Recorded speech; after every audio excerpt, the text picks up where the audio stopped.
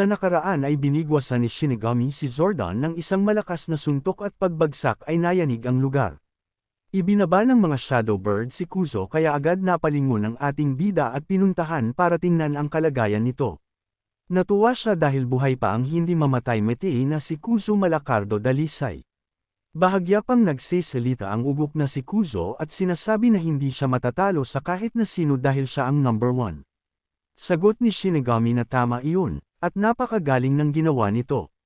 Nakangiting sabi naman ni Nas na sa hiling sandali ay nagawa ni Kuzo magising ang tapang nito at malampasan ang takot. Sa isip ng ating bida na natalo na nila ang Frost Giant.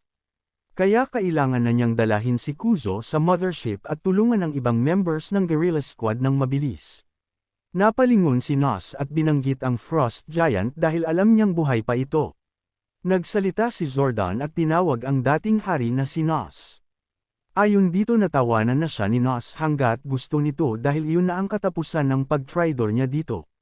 Sagot ni Nas na hindi na iyon mahalaga dahil isa lang naman ni Zordon lalagyang walang laman. Dagdag pa ni Nas na bilang hari ay alam din niya na mas higit pa si Zordon sa kanino man.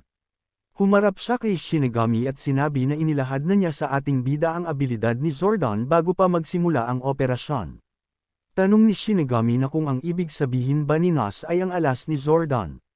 Dagdag pa na sa totoo lang ay hindi iyon ginamit ni Zordon sa buong laban, pero hindi niya inaasahan na malulusaw ang balat nito. Paliwanag ni Nas na kaya hindi ginamit ni Zordon ang alas nito ay dahil wala ito nun. Ang kinalaban nila ay isa lamang Shadow Clown Jutsu, at ang tunay nitong katawan ay kung nasaang lugar.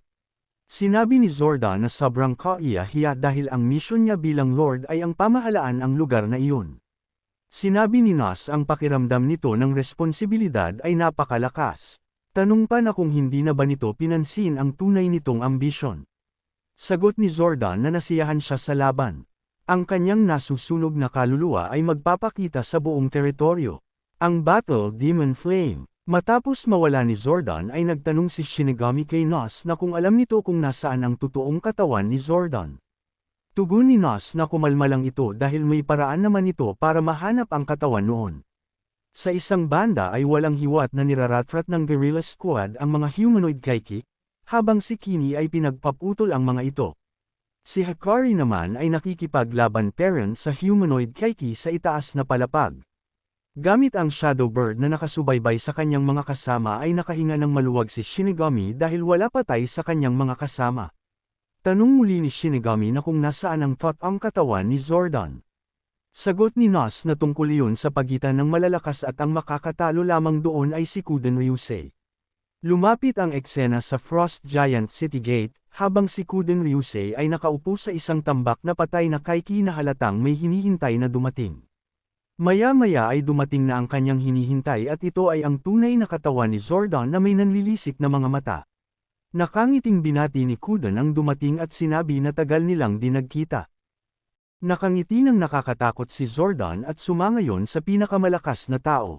Naalala niya ang laban nila ni Kuden sa lugar kung saan may aktibong bulkan, hindi niya makakalimutan ang pangyayaring iyon, tinalo siya ni Kuden sa isang one-on-one na laban.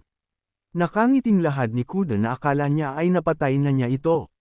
Nagulat pa nga siya nung makatanggap siya ng report na ang Frost Giant ay nagsimula na namang kumilos.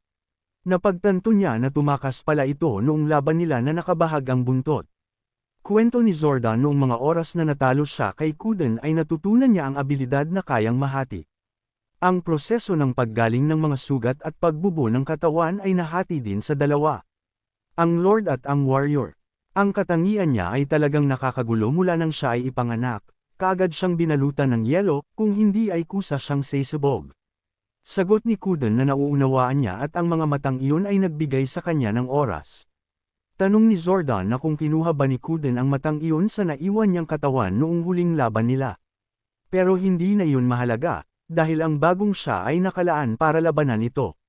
Nakangiting pang-asar ni Kuden kay Zordon na kung mas masarap na ba ito ngayon.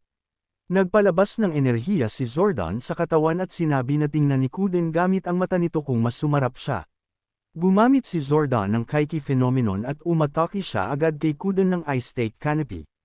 Kahit minsan ay hindi ginamit ni Kuden ang kapangyarihan ng mata ng Kaiki sa laban, Pinadyak lang ni Kuden Ryusei ang kanyang paa sa lupa at yumanig na ito kaya napawalang bisa niya ang atake ni Zordon na Ice State Canopy.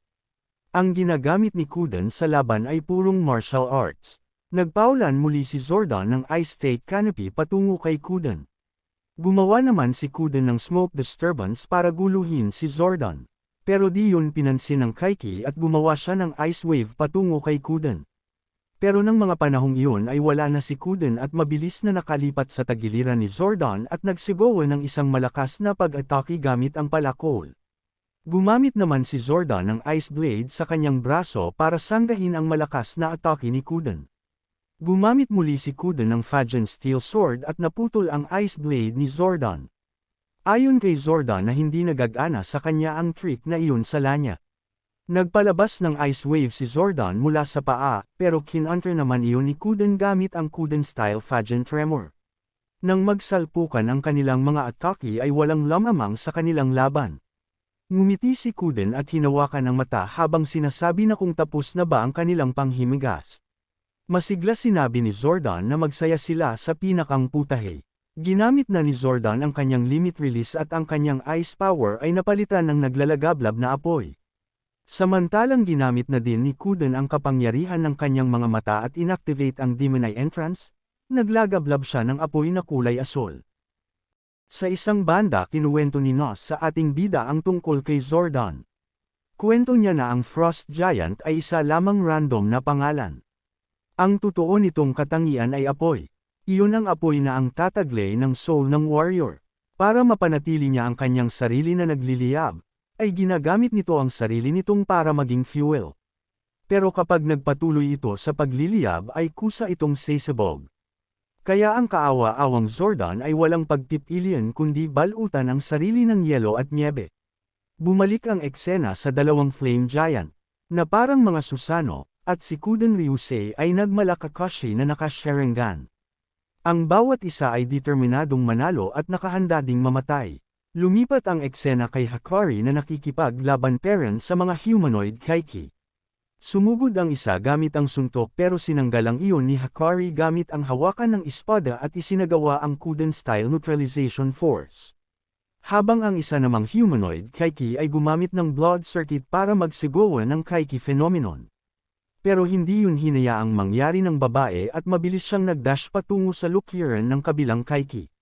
Sa isang iglap ay naputol ang leeg ng isang Kylie at ang isa naman ay nahati sa gitna. Bulagta ang mga ito kaya napabuntong hininga na lang si Hakari. Napasilap siya sa bintana at nakita niya ang dalawang giant flames sa labas. Nagulat siya matapos mapagtanto na ang isa doon ay ang kanyang master na si Kuden. Sa loob naman ng mothership ay nagtanong si Melissa na kung ano na ang kalagayan sa labas. Sagot ng lalaki na may namataan silang dalawang giant flames. Report ng isa na tumataas ng husto ang temperatura. Ang mga yelo sa Snow Mountain ay natutunaw pero hindi dahil ang Snow Mountain mismo ang natutunaw dahil sa dalawang giant flames. Ayon sa isang lalaki na napaka-delikado ng bagay na iyon pag nagpatuloy.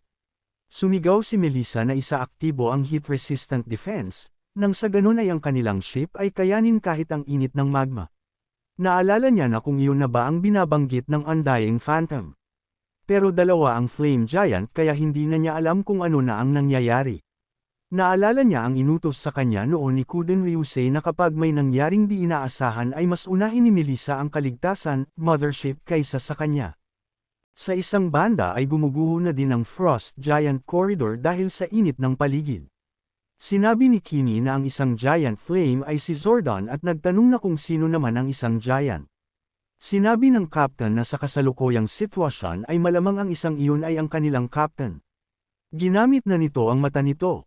Napasigaw si Kinney dahil hindi niya alam ang tungkol sa matang iyon.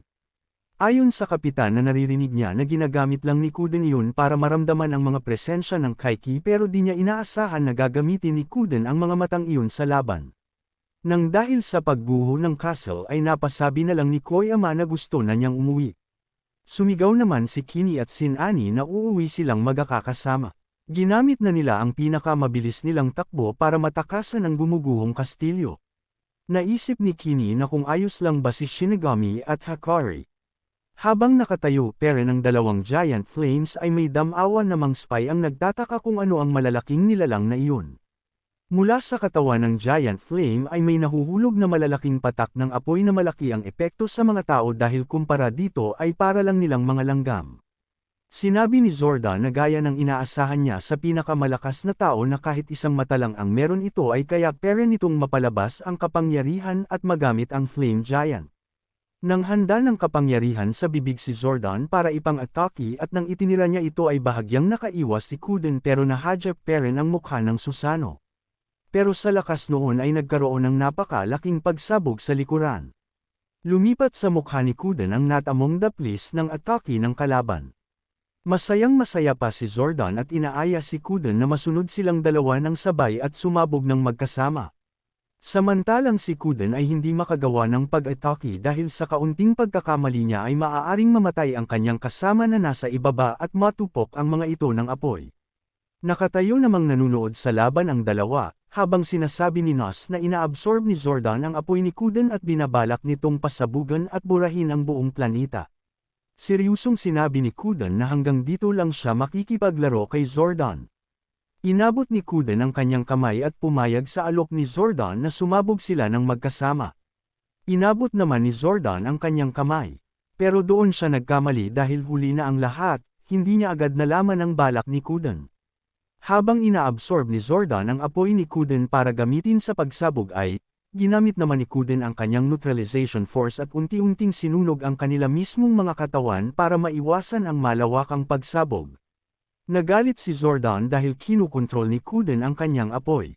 Sinabi ni Kuden na nararamdaman niya ang kasabikan nito sa laban. Pero isa pa rin siyang captain, hindi niya hahayaan na makitang mamatay ang kanyang mga kasamahan. Habang nasusunog silang dalawa ay nakangiting sinabi ni Zordon na gaya ng inaasahan niya sa pinakamalakas na tao. Ang masunog sila ng magkasama ay hindi na rin masama. Nakangiti lang naman si Kuden habang nasusunog. Mas minabuti niyang masunog sila ng magkasama kaysa gamitin ni Zordon ang kanilang apoy para gamitin at pasabugan ang buong mundo. Mas lumakas pa ang pagtupok sa kanila at mas nang ibabaw ang apoy ni Kuden. Hanggang sa huling sandali ay namaalam na siya sa kanyang guerrilla squad at sa ating bida. Gaya ng inaasahan, hindi pumayag ang ating bida na mamatay ang kanyang captain ng ganun na lang kaya lumipad siya gamit ang pakpak ni Nos at sinalubong ang naglalagablab na apoy para kunin si Kuden. Kahit na nasusunog siya ay sumulong pa rin siya sa tulong ng partner niya na si Nos. Mungkahi ni Shinigami na makipagtulungan sa kanyang si Nos. Sagot ni Nos na ang ating bida ang dapat makipagtulungan sa kanya. Nagawa pang tulungan ni Nos si Kuden Ryusei kahit na inis siya dito. Gumamit si Shinigami ng Kaiki phenomenon na blood drain at hinigop ni Nos ang napakalakas na enerhiya ng apoy ni Zordon. Habang si Shinigami naman ay gumamit ng neutralization force para pigilan ang tulugyang pagkasunog ni Kuden. Matapos noon ay nawala ang apoy at malungkot niyang ipinaalala sa captain niya na sinabi nito na magkikita silang muli. Napangiti na lang si Kuden at sinabi na nakakamangha talaga ang Grim Reaper na ating bida. 13 taon ang nakakaraan bago mangyari ang kaguluhan sa Immigrant Street, tahimik na nakaunan sa kondangan ni Kasuka ang batang di Shinigami. 7 taon nito si Kasuka samantalang 5 taon naman ang ating bida, payapang nagpapahinga sa kondangan ng kanyang kababata habang kinakantahan ni Asuka. Masaya nilang ninamnam ang sandali ng magkasama sa payapang lugar, maging ang mga tao sa paligid ay masaya ding ginagawa ang kani-kanilang gawain. Tanong ni Shinigami kung nais bang maging sikat ni Kasuka sa buong kapital sa kanilang paglaki. Inisip naman ni Asuka na imposibleng mangyari ang bagay na iyon. Ngunit ayon kay Shinigami na magiging mahusay na producer si Kasuka balang araw. Malawak na napangiti ang batang Kasuka nang madinig ang magagandang salita ni Shinigami. Ayon pa sa kanya na magagawa nila ang kahit ano basta't may pagsisikap. Masayang sinabi ni Kasuka na sabay silang pupunta ni Shinigami sa kapital sa kanilang paglaki. Naniniwala silang kaya nilang gawin ang anumang bagay ng magkasama, at ito ang naging pangako nila sa isa't isa. Isang araw bigla na lang naglaho ang masayang pangarap na iyon, nang mamatay ang mga magulang ni Shinigami dahil sa pag-atake ng mga Kaiki. Maswerteng nakaligtas si Shinigami ngunit hindi niya lubos matanggap na nag-iisa na lang siyang naiwan. Umiiyak na niyakap ni Kasuka ang batang Shinigami at sinabing naroon siya sa tabi nito. Simula ng araw na iyon tumayong nakakatandang kapatid si Kasuka kay Shinigami.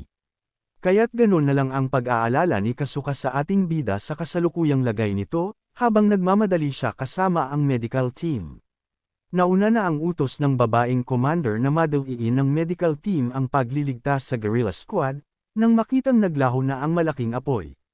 Ngunit laking gulat nila nang may mumuong dambuhalang cumulonimbus cloud matapos ang flame giant, na hindi pangkaraniwang nangyayari. Sinabi naman ng babae na nangangahulugang may paparating na dilubyo, dahil sa biglaang pagbabago ng temperatura sa paligid. Tarantang sinabi ng pilot na lalaking baliwala sa cumulonimbus cloud ang malakas na hangin, at kasalukyang patungo ito sa kanilang kinaroroonan. Ibinagsak naman ng babae ang kamay sa mesa at sinabing papunta sa kanila ang malakas na bagyo. Sandali pa siyang natigilan at nanlaki ang mga mata ng maisip at mapatanong, na baka hindi ito bagyo kundi isang makapangyarihang kaiki. Sa kabilang banda nagdudumaling pinuntahan ni Shinigami ang sugatang si Kuden at alalang inusisa ang kalagayan nito. Nakangiting sagot ni Kuden na hindi maganda ang kanyang lagay, ngunit maswerteng nabuhay siya sa mga natamong sugat. Nagpasalamat pa ang astiging si Kuden sa ating bida, at ipinahayag ang paghanga sa di inaasahang pag-neutralize ni Nos sa Agni's Flame gamit ang neutralization force. Pautol na tanong pa ni Kuden kung ano ang nangyari sa Flame Giant. Sagot naman ni Shinigami na hinigup itong lahat ni Nos kasama na ang lahat nitong apoy. Minsan pang namangha si Kuden sa narinig at sinabing inaasahan na ang ganoong kapangyarihan sa hari ng mga kaiki. Nakahinga din siya ng maluwag dahil sa huli ay nakaligtas pa rin sila sa kabila ng pagbadyang pagkawasak ng buong nagyayelong bundok. Sinabi naman ni Nos na isang kahangalan ang ginawa ni Kuden na isa alang ordinaryong tao, na gamitin ang kapangyarihan ng higher level kaiki. At kung sa iba ito ay paniguradong hindi makakayanan ng ganoon, at hindi man lang tatagal ng ilang segundo. Bumuhos ang malakas na ulam sa lupaypay na si Kuden, ngunit wala itong ibang inalala kundi ang kaligtasan ng mga kasamahan. Salaysay ni Shinigami na naibalik na si Kuzo sa kanilang mothership, ngunit wala pang kasiguraduhan sa sitwasyon ng guerrilla squad kaya't nagpresentang tumulong ang ating bida.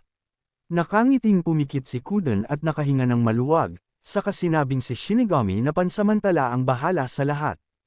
Alam ni Shinigami na kailangan nilang magmadali, ngunit alam din niyang mahihirapang lumipad ang bat sa gitna ng ulan.